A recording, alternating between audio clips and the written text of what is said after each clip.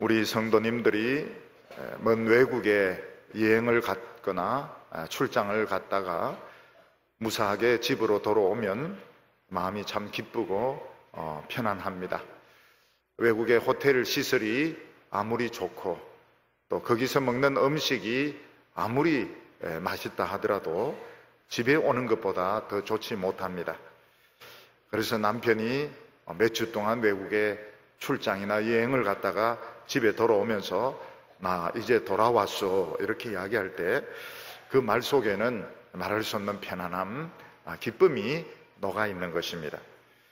일본 사람들은 밖에 나갔다가 돌아오면 다다이마 이렇게 인사합니다. 지금 한자라고 지금 이렇게 써놓고 다다이마 이렇게 인사하는데 금방 나갔다가 들어올 때도 다다이마 이렇게 하지만 전쟁에 가서 포로가 된다든지 또 사고를 당한다든지 그래서 몇 달 만에 또 몇 년 만에 돌아올 때도 다다이마 이렇게 인사를 합니다. 우리 같으면은 몇 년 만에 돌아오면은 꿈이냐 생시냐 또는 시급했다 아이고 이렇게 할 텐데 일본 사람들은 그런 감정을 잘 절제를 하는 것 같습니다. 그래서 꼭 다다이마, 금방 들어와도 다다이마, 죽을 뻔해서 시급해도 다다이마 이렇게 인사하는 것을 볼 수가 있습니다.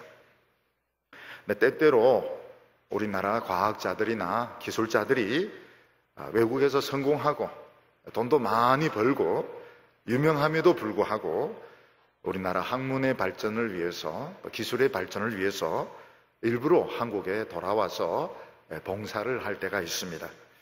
이런 경우에는 그냥 집으로 돌아오는 것이 아니고 쉬러 오는 것이 아니고 나라의 발전을 위해서 기술의 발전을 위해서 새로운 그런 힘이 되기 위해서 돌아오는 것입니다. 우리가 어떤 일을 처음 시작하는 것도 중요하지만 일이 상당히 진행이 되고 난 뒤에 좀 지치고 권태에 빠지고 매너리즘에 빠질 때에 다시 한번 동기를 부여하고 또 다시 새로운 인물을 채용해서 새로운 힘을 공급해 주는 것이 아주 중요합니다. 군인들이 전투를 할 때 처음에는 열심히 총을 쏘고 공격을 하고 이러지만 시간이 지나면 탄약도 떨어지게 되고 양식도 떨어지게 되고 지치고 피곤하고 막 밀리기 시작할 때에 다시 양식이 공급되고 탄약이 공급되고 새로운 군인들이 공급이 되고 또 비행기가 와서 막 폭격을 하고 이러면 군인들이 새로운 용기를 내어서도 전투를 해서 이기게 되는 것입니다. 그래서 학교나 기업이나 교회나 또는 나라 정부에도 새로운 인재들의 공급, 또 새로운 동기의 공급이 굉장히 중요합니다. 특히 교회가 한참 부흥하다가 좀 시간이 지나면 매너리즘에 빠지기도 하고 또 여러 가지 좋지 못한 이런 습관에 빠지려고 할 때 다시 한번 부흥에 불길을 올리는 이런 역사가 꼭 필요한 것입니다. 유다 백성들은 바벨론에서 70년 동안 포로 생활을 하면서 본국으로 돌아갈 수가 없었습니다. 본국에 돌아갈 수 있는 그런 힘이나 가능성이 없었습니다. 근데 유다 백성들에게 무엇이 있었는가 하면 하나님의 약속의 말씀이 있었습니다. 에레미야 선지는 유다가 멸망하기 전에 무슨 예언을 했는가 하면 포로가 되고 70년이 지나면 돌아올 것이다 이렇게 예언을 했습니다. 65년이 지나도 아무 소식이 없고 68년이 지나도 아무 소식이 없고 69년이 지나도 아무 소식이 없었는데 70년이 되면서 갑자기 그 강철 같은 바빌론이 페르시아 왕 고레스에서 멸망을 당해버렸습니다. 그리고 페르시아 왕 고레스는 뭐라고 명령을 내렸는가 하면 유대인들은 다 고국에 돌아가서 하나님의 성전을 지어라 이런 조서를 내리게 되었습니다. 그래서 유다 백성들은 정말 기적적으로 포로된 지 70년 만에 예루살렘으로 돌아가서 성전을 짓게 됩니다. 우리가 에스라서를 보면 두 부분으로 나누어져 있는 것을 볼 수 있는데 그 앞부분은 유다 백성들이 고레스의 칙령에 따라서 기적적으로 예루살렘으로 돌아오는 것을 말씀하고 있습니다. 이게 1차 귀환입니다. 이때 예루살렘 백성, 유다 백성들을 이끌고 교환했던 사람이 스룹바벨이라는 총독이었습니다. 한 5만 명 정도가 예루살렘으로 돌아와서 우여곡절 끝에 성전을 짓는데 성공을 하게 됩니다. 근데 유다 백성들이 성전을 다 지었는데도 생각했던 부흥은 오지 않고 유다의 독립은 점점 멀어지는 것 같았습니다. 그래서 이 5만 명의 백성들이 지치게 됩니다. 낙심하게 되고 지치게 되고 자포자기하게 되었을 때 한 78년이 지난 뒤에 이 에스라가 1800명의 유대인을 데리고 2차 귀환을 하게 됩니다. 여기에 에스라서 후반부에 기록이 된 내용입니다. 그래서 에스라서를 보면 두 부분으로 되어 있는데 그 두 부분 사이에 78년이라는 그 시간의 갭이 있습니다. 앞부분은 1차 귀환입니다. 기적적으로 귀환해서 기적적으로 성전을 짓게 되고 78년 뒤에 에스라가 1800명, 많은 숫자는 아닙니다. 1800명을 데리고 돌아가서 다시 한번 부흥의 역사를 일으키는 것을 보게 됩니다. 에스라는 직책이 학사입니다. 요즘 대학교 졸업한 그 학사가 아니고 그 바벨론인과 페르시아 최고의 학문의 학사였습니다. 그런데 에스라는 세상적인 학문에만 정통한 것이 아니고 율법, 하나님의 말씀에 아주 정통한 지식을 가진 대학자였습니다. 에스라는 1800명의 유대인들과 함께 2차 귀환을 해서 이제 막 낙심하고 침체되어 있는 그 예루살렘 성전에서 성경을 강해함으로써 부흥이 일어나도록 이렇게 합니다. 그래서 이 에스라가 그 성전에서 성경을 강해하면서 부흥이 일어나는데 그때 유다 백성들이 얼마나 은혜를 받고 마음이 뜨거웠던지 막 웁니다. 울면서 막 하나님의 말씀을 듣고 기도하고 이러는데 이 에스라가 일으켰던 이 부흥이 예수님이 올 때까지 이 부흥의 이런 역사가 연결이 되게 됩니다. 그래서 에스라가 일으켰던 이 대부흥, 오직 하나님의 말씀을 가지고 강론을 해서 성경을 가지고 설교를 해서 부흥을 일으키는 이 일은 앞으로 신약교회, 유다 백성들만이 아니고 신약교회에 오고 오는 이 교회 시대의 부흥의 생생한 예표가 되는 것입니다. 우리나라도 그동안 여러 차례 부흥의 역사가 있었습니다. 그런데 이제는 그 부흥이 좀 꺼져가고 있는 것을 모든 목회자들이나 교인들이 느끼고 있습니다. 목회자들은 매너리즘에 빠지는 것 같고 교인들도 예배를 굉장히 소홀히 하는 것 같고 교회 안에 너무 많은 세상이 들어와서 교회가 이렇게 침체되고 있는 이때에 우리 동북의 성도님들, 또 임직자들, 우리 여성들, 우리 청년들을 통해서 에스라와 같은 이런 부흥의 역사가 다시 한번 일어나기를 바랍니다. 오늘 첫 번째로 보면 유다 백성들의 기적적인 이 귀환을 볼 수가 있습니다. 유다 백성들은 자칫 잘못했으면 바벨론에서 영원히 포로로 살다가 멸망할 뻔했습니다. 근데 유다 백성들에게 놀라운 것은 하나님의 말씀, 하나님의 약속이 있었는데 서두에서도 말씀드린 것처럼 에레미야 선지는 유다 백성들이 바벨론에 포로로 된 지 70년이 되면 돌아온다, 이런 예언을 했습니다. 근데 실제로 유다 백성들은 돌아올 가능성이 전혀 없었습니다. 65년, 66년, 67년, 68년, 69년 되어도 포로에서 돌아올 수 있는 가능성은 0.01%도 없었습니다. 근데 하나님이 약속하신 그 시간 딱 70년이 되었을 때, 그 70년은 언제부터 치는가 하면 1차 포로 때부터 이야기합니다. 여호야김 때부터, 완전히 망한 시드기야 때부터 말하지 않고 여호야김 때부터 딱 70년 되는 순간 페르시아의 고레스 왕이 바벨론을 딱 무너뜨리게 됩니다. 그리고 유다 백성들에게 무슨 명령을 내리는가 하면 하나님의 백성들은 다 예루살렘으로 돌아가서 성전을 지어라. 정말 꿈같은 그런 일들이 일어나게 되는 것입니다. 오늘 말씀 에스라 1장 1절과 2절을 보면 바사왕 고레스 원년에 여호와께서 예레미야의 입을 통하여 하신 말씀을 이루게 하시려고 바사왕 고레스의 마음을 감동시키매 그가 온 나라에 공포도 하고 조서도 내려 가로되 바사왕 고레스는 말하노니 하늘의 신 여호와께서 세상 만국으로 내게 주셨고 나에게 명하사 유다 예루살렘에 성전을 건축하라 하셨나니 이렇게 명령을 내렸습니다. 유다 백성들의 꿈이 무엇인가 하면 그들이 생전에 한번 살아서 예루살렘으로 돌아가서 거기서 실컷 하나님의 이름을 부르고 거기서 기도도 하고 거기서 제사도 드리는 것이 꿈이었습니다. 그러나 유다 백성들의 힘으로는 절대로 바벨론을 이기고 예루살렘으로 돌아갈 가능성이 없었습니다. 영원히 없었습니다. 우리나라 사람들도 그냥 고향에만 계속 있으면 고향이 좋은지를 잘 모릅니다.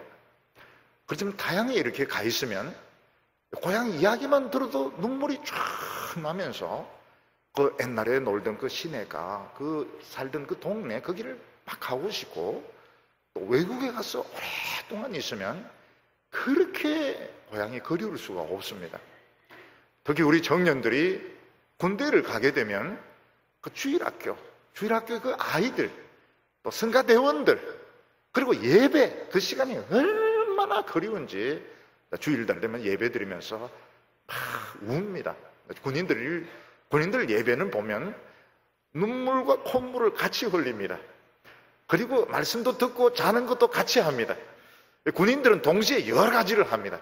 피곤하니까 졸기도 하지만 은혜 받고 눈물도 흘리고 콧물도 흘리고 막 그러면서 근데 그렇게 그 주일학교가 참 그리고 성가대가 그리고 예배가 그리워가지고 울게 됩니다. 유다 백성들도 참 우리가 살았어 하면 예루살렘에 가서 실컷 하나님의 이름을 부르고 찬송 부르고 기도했으면 좋겠는데 그럴 수 있는 가능성은 전혀 없었습니다. 근데 에레미야가 선지자가 예언한 70년이 딱 되니까 기적이 일어났습니다. 하나님이 한번 역사하니까 기적이 일어났는데 그 철통 같은 바벨론이 갑자기 망해버립니다. 페르시아 왕 고레스가 그 바벨론을 한순간에 멸망을 시키고 뭐라고 말합니까? 하나님의 백성들은 다 고향에 돌아가서 성전을 지어라 이런 조서를 내리게 되는 것입니다.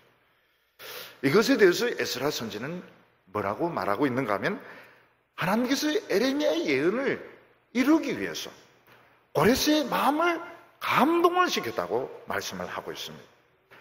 우리가 이 세상의 정치나 역사를 보면 그 파워 게임인 것 같습니다. 그 힘 있는 사람에 의해서 정권이 뒤집어지기도 하고 역사가 달라지는 것 같기도 하지만 실제로 보니까 하나님께서 말씀을 이루기 위해서 어떤 사람에게 감동을 주시고 또 어떤 사람에게 감동을 빼시고 이렇게 해서 하나님의 성경을 이루어간다 이렇게 말씀을 하고 있습니다.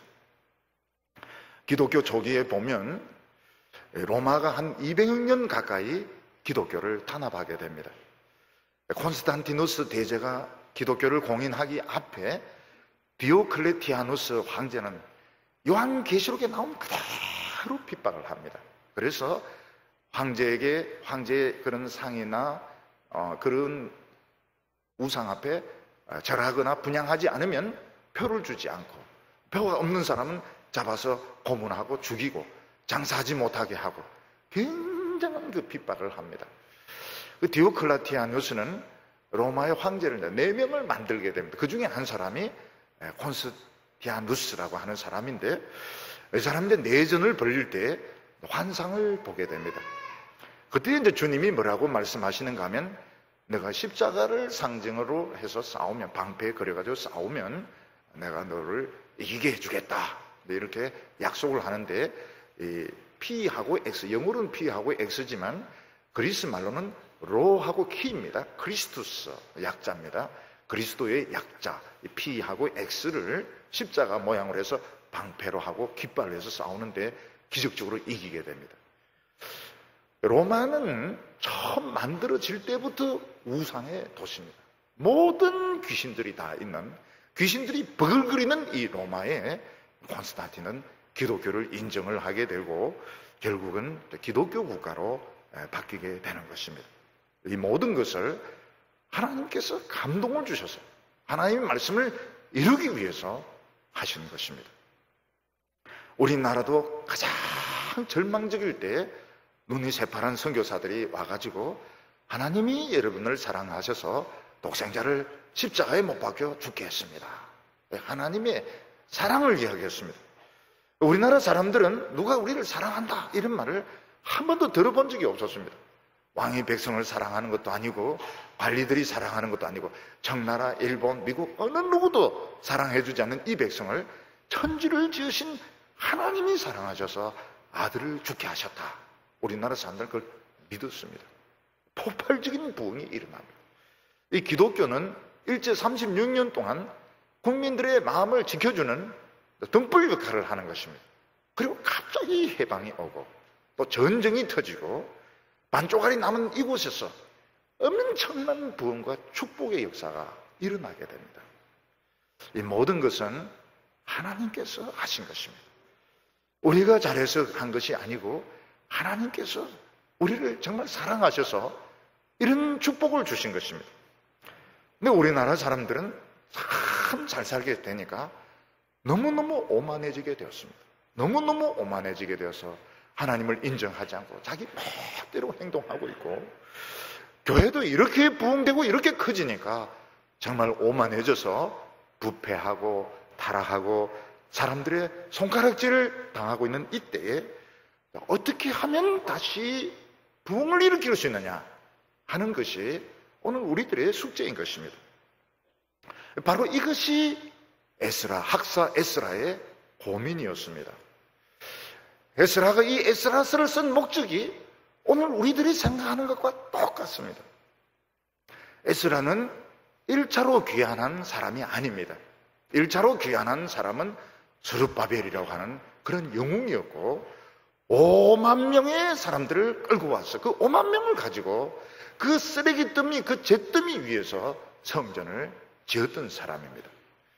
그리고 78년이 지나면서 유다 백성들은 낙심하게 되고 매너리즘에 빠지게 되고 스스로 하나님에 대해서 소망하지 않으며 예배의 열정이 떨어지고 있었을 때 에스라는 1800명, 그래 많은 숫자가 아닙니다. 1800명을 데리고 와서 다시 한번 이 하나님의 말씀을 가지고 부흥을 일으켰던 것입니다. 그 에스라가 본 것이 무엇입니까? 지금 유대인들은 성전을 지어놓고 왜 나라가 회복이 안 되나? 물질적인 복이 안 오냐? 그런 것을 생각을 하고 있었습니다. 에스라는 왜 그런 것까지 다 생각하느냐? 지금 우리에게 주어진 것이 뭐냐? 성전이 있고 예배 드릴 수 있으면 우리는 이 성전을 가지고 열심히 예배를 드리면 하나님께서 모든 것을 더하여 주실 텐데 왜 모든 거 한꺼번에 안 된다고 해서 낙심하고 절망. 우리가 지금 할 수 있는 것이 지금 예배를 드릴 수 있는 이것이 얼마나 큰 축복이냐. 그래서 유다 백성들의 마음속에 활력을 불어넣고 부흥의 역사가 일어나게 됩니다. 이것이 오늘 우리들의 상황과 굉장히 비슷합니다. 우리나라가 60년 전, 70년 전 우리나라는 잿더미였고 전부 다 가난해. 전 국민이 사실은 거지와 같았습니다. 근데 거기에 부흥을 일으켰던 사람들, 기업을 일으키고 교회를 부흥을 시켰던 그런 분들은 이제 돌아가셨습니다. 기업의 1차 세대들, 또 그리고 교회의 1차 세대들은 다 돌아가셨습니다.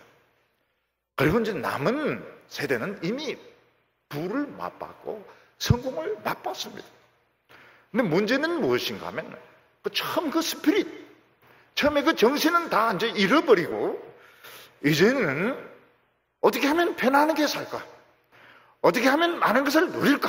이렇게 해서 정신적으로 해이해지고 나태해지고 매너리즘에 빠지고 있고 교회는 너무 많은 것을 붙들려고 하고 너무 많은 것을 가지려고 하고, 그때 우리가 생각이 되는 게 너무 많은 욕심을 낼 필요가 없다는 것입니다. 하나님은 어떤 정치적인 문제, 어떤 사회 정의 문제, 이런 것까지 전부 다 하라고 말씀하지 아니하셨습니다. 오늘 우리에게는 아직 이 예배의 이 특권이 주어져 있고 막 그 찬송하고 기도하고 설교하고 있을 때, 우리가 이 영적인 부흥이 일어나면, 그 나라와 그 의를 구하면 하나님이 이 모든 것을 더하여 주신다는 것을 믿으셔야 되는 것입니다. 이거 못 믿으면 길을 잃어버리게 됩니다. 우리가 하나님의 말씀을 붙들고 부흥이 일어나면 모든 것을 하나님이 해결해 주신다, 믿으시기를 바랍니다. 여기에 보면 고레스가 하나님을 체험하는 이런 기회가 있었던 것 같습니다. 보통 역사학자들은 어떻게 해서 이 페르시아는 각 민족의 종교 풍습을 인정하게 되었는가. 그래서 이제 고레스가 정치적인 이런 편의를 위해서 각 민족의 종교나 풍습을 인정하고 유대인들로 하여금 자기 나라를 찾아가서 성전을 짓도록 했다. 신학자들도 보통 그런 식으로 해석을 다 합니다. 근데 오늘 말씀을 보면 그 고레스가 하나님을 만나는 그 체험이 있었던 것을 알 수 있습니다. 고레스가 왕이 되기 전에, 이 바벨론을 무너뜨리기 전에 하나님을 만나는 어떤 그 체험이 있었던 것입니다. 하나님께서 고레스가 어떤 큰 어려움에 빠졌을 때 하나님께서 고레스에게 내가 너를 도와주겠다, 내가 이 넓은 바벨론을 너에게 주겠다, 그 대신 너는 유대인들을 돈 한 푼 받지 말고 돌려보내어서 성전을 짓게 하라, 이런 하나님의 어떤 약속을 주신 것 같아요. 그래서 우리가 이런 것을 보면 우리는 정치를 바꾸고 또 세상을 바꾸기 위해서 우리는 인간적인 노력을 굉장히 이렇게 많이 합니다. 그렇지만 우리가 이 하나님의 약속을 붙들고 영적인 부흥이 일어나면 하나님이 왕의 마음, 장군의 마음, 위정자들의 마음을 바꾸셔서 하나님의 뜻을 이루신다는 것을 믿으시기를 바랍니다. 그래서 에스라는 1차적으로 귀환했던 사람들이 시간이 지나면서 나태해지고 침체되고 자포자기할 때에 1800명을 이끌고 2차 귀환을 해서 78년 뒤에 2차 귀환을 해서 오직 성경 말씀 하나만 붙들고 부흥을 일으키는 이런 일을 했던 것입니다. 지금 우리에게 필요한 것이 바로 이것입니다. 기독교와 우리 사회 전체가 매너리즘에 빠져서 냉소적이고 비판적이고 그냥 자기 욕심만 차리는 이때에 한 번 더 이 에스라 같은 이런 부흥의 역사가 일어나야 되는 것입니다. 오늘 두 번째로 유다 백성들이 하나님의 말씀에 순종했을 때 하나님께서 물질적인 필요를 채워주는 것을 볼 수 있습니다. 유다 백성들이 70년 동안 포로 생활하면서 가지고 있는 재산이 없었습니다. 몸뚱이하고 걸치고 있는 누더기 옷밖에 없었습니다. 그런데 고레스 왕은 유다 백성들에게 기적적인 이런 명령을 내리는데 전부 본국으로 돌아가서 성전을 지어라 하는 것입니다. 참 꿈 같은 이야기인데 갈 수 있는 여비도 없습니다. 여비는 무슨 여비입니까? 가는 동안 먹을 수 있는 사실 양식도 없고 그 쓰레기 덤으로 변한 성전을 지을 수 있는 그런 돈이나 물질이 하나도 없었습니다. 유다 백성들이 하나님의 약속을 믿을 때 하나님은 움직이기 시작하셨습니다. 오늘 말씀 에스라 1장 4절을 보면 무릇 그 남아있는 백성이 어느 곳에 머물러 살든지 그곳 사람들이 마땅히 은과 금과 기타 물건과 짐승으로 도와주고 그 외에도 예루살렘에 세울 하나님의 성전을 위하여 예물을 기쁘게 드릴지니라 하였더라. 고레스의 책령의 내용입니다. 고레스 왕은 유다 백성들로 하여금 예루살렘으로 돌아가서 성전을 지어라 이러지만 유다 백성들은 갈 자비도 없습니다. 자비라고 하는 게 가면서 먹을 양식도 없습니다. 또 가서 성전을 지을 재료를 살 수 있는 돈이 하나도 없습니다. 유다 백성, 이 고레스 왕은 뭐라고 명령을 내립니까? 모든 민족은 유다 백성들을 도우라 이렇게 명령을 내립니다. 그러나 이것은 어디까지나 희망사항에 불과하지, 고레스 왕이 이런 명령을 내렸다고 해서 다른 민족이 꼭 도와야 되는 것도 아니고 도울 이유도 없습니다. 이건 그냥 희망사항에 불과한 것입니다. 그러나 이것이 하나님이 하신 아주 중요한 일이었습니다. 만약 고레스 왕이 모든 민족들에게 유대인들 돕지 마라, 유대인들 알아서 하도록 절대로 돕지 마라 이렇게 명령하는 것과 할 수 있으면 도와주라 하는 것 사이에는 엄청난 차이가 있습니다. 하나님은 고레스의 마음에 감동을 주셔서 다른 민족이 유대인들을 도울 수 있는 그 가능성의 문을 열어주셨습니다. 하나님께서 우리를 축복하실 때 처음부터 축복을 막 쏟아부어 주시는 것이 아니고 아무것도 없는데 아주 작은 그 가능성, 아주 작은 문을 열어주실 때가 있습니다. 우리가 그 작은 가능성을 믿고 그 기회를 붙들고 믿음으로 나갈 때 생각지 못했던 일들이 막 일어난다. 하나님이 바람을 막 일으키셔가지고 축복이 일어나게 하는 것입니다. 그래서 우리 성도님들은 복이 막 다 쏟아져야 복 받았다 이런 소리 하지 마시기를 바랍니다. 복에 막 깔려가지고 죽어가면서 이거 왜 이래 복이 무겁냐 이렇게 하는 사람은 미련한 사람입니다. 작은 가능성, 바늘구멍을 찾는 것입니다. 바늘구멍을 통해서 하나님이 축복을 하시는 것입니다. 성경을 해석할 때도 마찬가지입니다. 성경 해석이 굉장히 어렵습니다. 그러다가 딱 바늘구멍을 발견하게 됩니다. 그 바늘구멍을 통해서 역사가 일어나는 것입니다. 오늘 우리 성도님들은 절대로 안 된다가 될 수도 있다. 여러분 바뀌면 이거 되는 겁니다. 되는 거예요. 틀림없이 되는 거예요. 하나님이 역사하는 것입니다. 믿음이 있어야 됩니다. 우리 성도들은 뭘 가지고 삽니까? 믿음을 가지고 살아야 되는 겁니다. 유다 백성들이 믿음으로 힘을 내었더니 진짜 옆에 있는 민족들이 막 도와주기 시작했습니다. 5절과 6절을 보면 이에 유다와 베냐민 족장들과 제사장들과 레위 사람들과 그 마음이 하나님께 감동을 받고 올라가서 예루살렘 여호와의 전을 건축하고자 하는 자가 다 일어나니 그 사면 사람들이 은그릇과 금과 물품들과 짐승과 보물로 돕고 그 외에도 예물을 기쁘게 드렸더라. 여기 보면 유다인, 베냐민 족장들, 제사장, 레위인들이 이 예루살렘에 돌아가서 성전을 짓는 그 주동 인물들입니다. 이들은 70년 동안 성전을 잃어버렸습니다. 예루살렘에 가도 아무것도 없고 자기들도 가진 것도 아무것도 없었습니다. 그들이 그래도 기어코 믿음으로 돌아갑니다. 믿음으로. 지금 아무것도 없지만 하나님의 말씀만 붙들고 돌아갑니다. 그 이유는 뭔가 하면 옛날 예루살렘 성전에 대한 그 은혜 받았던 기억들, 그 이야기들을 많이 들었기 때문입니다. 사람들이 신앙생활을 하면서 이 은혜를 한번 받는 것이 굉장히 중요합니다. 왜냐하면 은혜를 한번 받으면 그 은혜 받은 것이 마음속에 사진으로, 영구 사진으로 딱 찍혀 있습니다. 그래서 그 뒤에도 신앙생활에서 계속 그걸 찾습니다. 그 부흥, 그 감동, 그 역사를 막 찾게, 결국은 그 부흥을 찾고야 만족을 하지, 그냥 시시한 이런 신앙생활로는 만족을 하지 못합니다. 아이들도 마찬가지입니다. 교회 와서 예배 시간에 어른들이 막 새카맣게 예배당에 올라가서 말씀을 듣고 부모님들이 막 울면서 기도하고 막 형들이 손 들고 찬양하고 이런 것을 어렸을 때 봤을 때 이게 마음속에 딱 찍혀져 있습니다.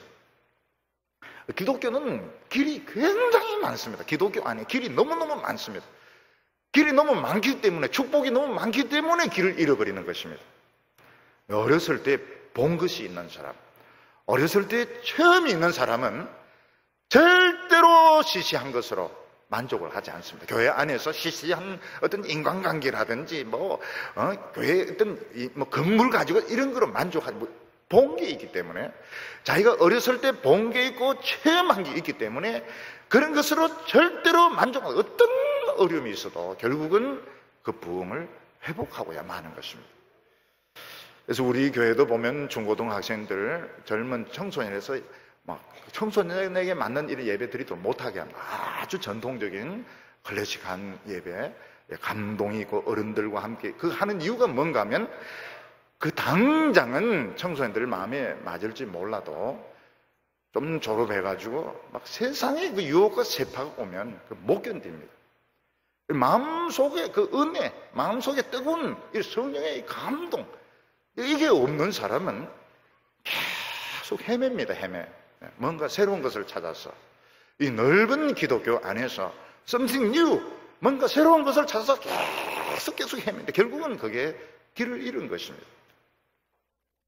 교회 안에는 하나님의 능력의 말씀, 눈물의 기도, 병이 치유되고 사람이 변화되는 역사, 이게 있어야 되는 거예요. 이게 있으면 흔들리지가 않습니다. 이걸 붙들고 나갈 때 하나님은 필요한 것을 다 주십니다. 다 주십니다. 그래서 교회는 헌금이나 돈 가지고 자꾸 이야기할 필요가 없습니다. 하나님은 주십니다. 주시는 걸 믿어야지. 그걸 못 믿으면 앞뒤가 바뀌게 되는 겁니다. 앞뒤가 바뀌는 것은 괜찮잖아. 이게 추락하는 겁니다. 비행기가 앞뒤가 바뀌면 그게 추락하는 것이고, 교회가 앞뒤가 바뀌면 그게 추락하는 것입니다. 절대로 바뀌면 안 됩니다. 말씀을 붙들고 나가면 필요한 것을 다 주신다. 이걸 믿어야 되는 것입니다.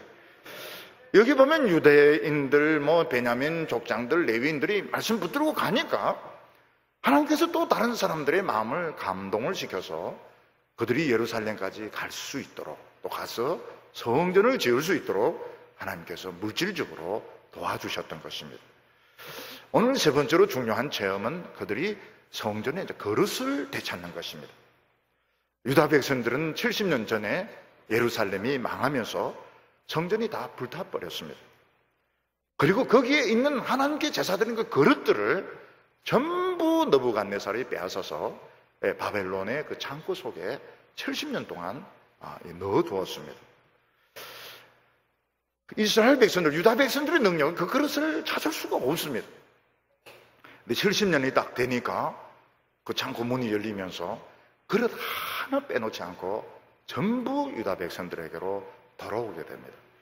7절에 보면 고레스 왕이 또 여호와의 성전 그릇을 꺼내니 옛적에 느부갓네살이 예루살렘에서 옮겨다가 자기 신들의 신당에 두었던 것이라. 이 바벨론 왕의 이 창고는 매년이 아닙니다. 매달, 매주 엄청난 보물들이 들어오고 보물들이 또 나갑니다. 근데 이 바벨론의 이 느부갓네살의 창고 안에 70년 전에 갖다 넣었던 예루살렘 성전의 그릇은 참 어디 있는지 찾으려고 하는 것도 쉽지가 않습니다. 근데 페르시아 왕 고레스가 명령을 내리니까 관리들이 그 창고를 다 뒤져가 70년 전에 있던 금그릇, 은그릇, 칼 이런 거 전부 다 끄집어내어서 돈 한 푼 안 받고 유다인들에게 다 돌려주게 되었습니다. 유다 백성들은 그걸 찾을 힘도 없고 또 가면 또 새로 만들면 되지 이렇게 생각할 수도 있지만 하나님의 성전에 쓰던 그 그릇들은 굉장히 중요한 의미가 있습니다. 하나님께서 쓰시던 것이고 하나님의 백성들이 예배의 가치를 모르고 그래서 바벨론에 뺏겼던 이 그릇들, 마치 하나님께서 바벨론의 포로가 되신 것 같은 이 그릇들이 유다 백성들에게 돌아왔다는 것은 너희들 이제 마음껏 예배드리라. 마음껏 예배드리라. 아무것도 걱정하지 말고 무엇을 먹을까 무엇을 입을까 아무것도 염려, 무조건 예배드리라. 예배드리면 그 부흥이 일어나면 내가 모든 것을 책임져 주겠다 하는 이런 약속이었던 것입니다. 이스라엘 자손들은 옛날에 하나님을 뺏겼던 적이 있습니다. 하나님을 어떻게 뺏겼습니까? 하나님의 그 언약궤를 뺏겼던 것입니다. 엘리 제사장 때에 엘리 제사장의 두 아들 홈니와 비느하스는 제사장이면서 깡패였습니다. 제사장 앤드 조폭이었습니다. 그래서 이들은 그 하나님께 드리는 그 제물들을 뺐습니다. 도둑질을 합니다. 그리고 하나님의 성전에서 봉사하는 여인들을 성추행을 하게 됩니다. 하나님께서는 너희들 예배드릴 자격이 없다.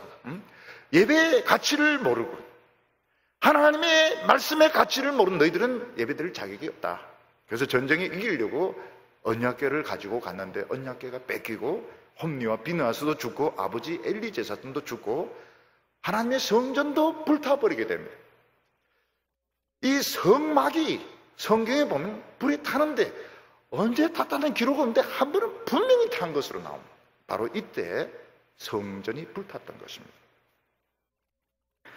유다 백성들은 그 교훈을 깨닫지 못하고 예루살렘에서 우상을 섬기고 하나님의 말씀을 버리고 세상을 따라갔을 때에 또 하나님을 잃어버리고 또 예루살렘 성전이 불탑니다. 그리고 성전의 그릇들을 다 뺏깁니다. 언약궤는 어떻게, 법궤는 어떻게 되고 언약궤는 어떻게 되는 것입니까? 모릅니다. 예루살렘이 공격당해서 예루살렘 성전이 불탈 때 거기 언약궤가 없었습니다. 언약궤는 어떻게 된지 아무도 모릅니다. 사람들이 생각하기는 예루살렘이 함락되려고 할 때 에레미야가 그 언약궤를 어디 깊은데 감췄을 것이다. 그런 이야기는 있었지만 아무도 모릅니다. 언약궤는 없어져 버렸습니다. 그래서 너부갓네살은 그 접시들, 그릇들 이런 것들만 다 뺏어가지고 바빌론에 가서 바빌론 왕의 창고에 70년 동안 넣어놨는데 하나도 빠짐없이 전부 다 챙겨서 유다 백성들에게 돌려주게 되었던 것입니다. 오늘 하나님께서 우리에게 뭐라고 너무 생각을 많이 한다. 너무 많은 것을 가지려고 하고 너무 많은 것을 생각하는데 그렇게 하지 말라는 것입니다. 오늘 우리에게는 예배의 특권이 있고 하나님의 말씀이 있으니까 이 말씀 붙들고 부흥이 일어나면 사회의 정의도 하나님은 회복시켜 줄 것이고 경제적인 문제나 이런 것도 다 해결해 주는데 왜 너희들이 모든 것을 다 하려고 하느냐. 그러면서 중요한 것을, 최고로 중요한 것을 놓치고 있는 것입니다. 유다 백성들이 바벨론 왕궁에서 그릇을 되찾았는데 그릇이 굉장히 많았습니다. 1장 9절부터 보면 그 숫자는 금접시가 30개요 은접시가 1000개요 칼이 29개요 금대접이 30개요 그보다 못한 은대접이 410개요 그 밖에 그릇이 1000개니 금, 은 그릇이 모두 5400개라. 사로잡힌 자를 바벨론에서 예루살렘으로 데리고 올 때에 세스바살이 그 그릇들을 다 가지고 갔더라. 이렇게 말씀하고 있습니다. 그릇이 5400개였습니다. 칼은 몇 개입니까? 29개입니다. 이 세스바살이 다 챙겨갔다. 이 세스바살이 누굴까요? 스룹바벨의 또 다른 이름으로 생각이 됩니다.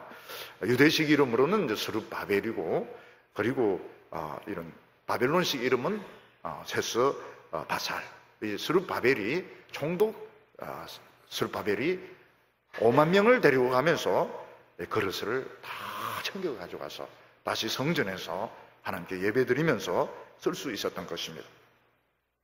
예수님이 예루살렘 성전에 가니까 성전 그 대제사장과 지도자들이 거기서 막 소를 팔고 양을 팔고 돈을 환전하는데 엄청난 이익을 챙기고 있었습니다. 그때 예수님께서는 성전에서 장사한 자를 다 내쫓으시면서 내 아버지 집은 만민이 기도하는 집인데 너희들은 강도의 소굴을 만들었도다. 이렇게 말씀하시면서 책망을 하셨습니다. 로마가 해적들을 잡고 전 이 유럽과 아시아를 정복하면서 평화의 시대가 오게 됩니다. 그러니까 유대인들이 이 성전에서 제사 드리기 위해서 명절이 되면 유월절, 오순절, 유월절이 명절이 되면 100만 명, 200만 명씩 성전으로 몰려왔습니다.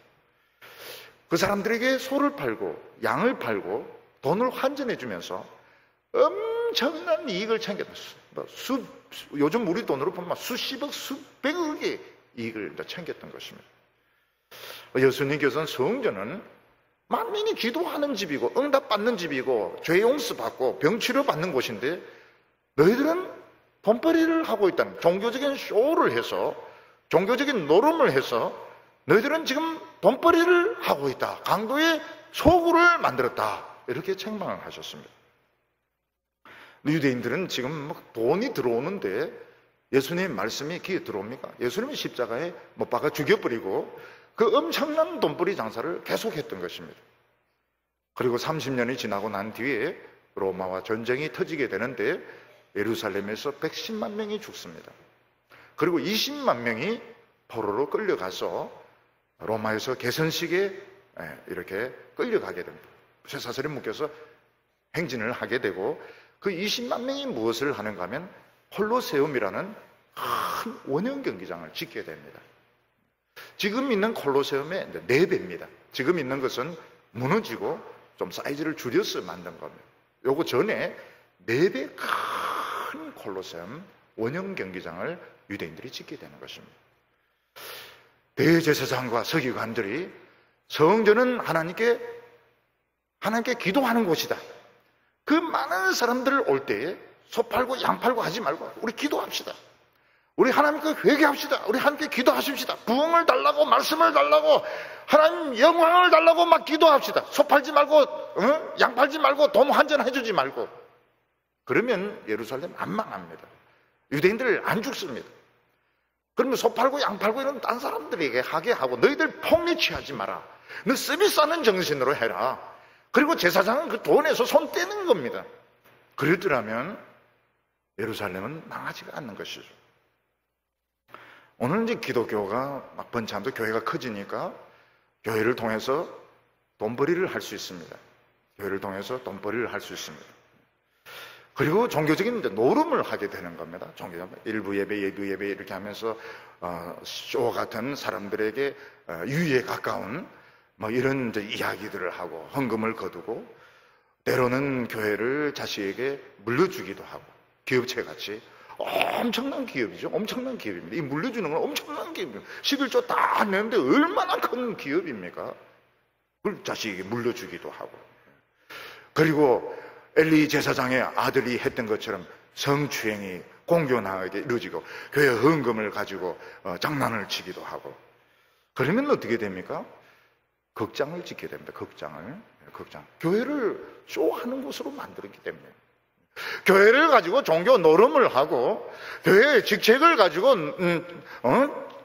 장난을 쳤기 때문에 결국 그들은 쇼를 좋아하니까 노름을 좋아하니까 이제 끌려가 가지고 결국은 극장을 짓게 되는 극장 짓을 했으니까 종교 노름을 했으니까 하나님을 가지고 장난을 쳤으니까 결국 그들은 장난치는 곳으로 끌려가 가지고 거기서 평생 동안 종로를 하는 겁니다. 그 짓고 나서 어떻게 합니까? 다 팔렸습니다. 유대인들이 말을 잘 듣습니까? 잘 안 듣지요. 안식일 지켜야 되죠. 완전 헐값으로 노예들 중에서는 최고 헐값으로 도매금으로 막 팔려가는 것입니다. 그 콜로세움 짓고 난 뒤에 지금 이 한국 교회의 지도자들이 미쳤어요. 가보면 너무 분위기가 오만합니다. 너무 명예를 좋아하고 너무 돈 좋아하고 그리고 예배에 예배에 대한 경건한 이런 예배의 가치 하나님에 대한 두려움 이런 것보다는 그냥 뭐 자기 자랑하고 싶고 이렇게 해서 결국은 종교적으로 장난치고 노름하는 것이죠. 그러면 결국은 극장을 짓게 되면 지금 교회를 극장식으로 짓지 않습니다. 교회를 극장식으로 짓게 돼요. 그 안에서 일어나는 것도 종교 노름하듯이 하나님을 두려워하는 마음 없이 그런 식으로 하면 결국은 극장으로 가야 되는 것입니다. 교회는 하나님을 두려워해야 됩니다. 어떤 곳에서는 예배당을 이 예비군 훈련장으로 빌려주기도 하고 얼룩무늬 들어오면 안 돼요. 예배당은 훈련장이 아닙니다. 예배 드리는 곳으로 써야 되고 또 본당에서 이렇게 무슨 사회 이런 관계 이런다고 유행가를 막 음악을 틀어주고 이러는데 그렇게 하면 안 돼요. 교회 하나님을 두려워해야 됩니다. 하나님을 두려워해야 되는 겁니다. 이 교회 강대상은 언약궤와 같습니다. 언약궤. 하나님의 언약궤가 오늘은 강대상인 것입니다. 강대상에서 하나님의 말씀은 전가하지 않고 뭐 건강에 대해서 와서 뭐 우스갯소리나 하고 개그 같은 이런 소리나 하고 뭐 자기 자랑이나 하고 그러면 결국은 그 강대상을 뺏기게 되는 것입니다.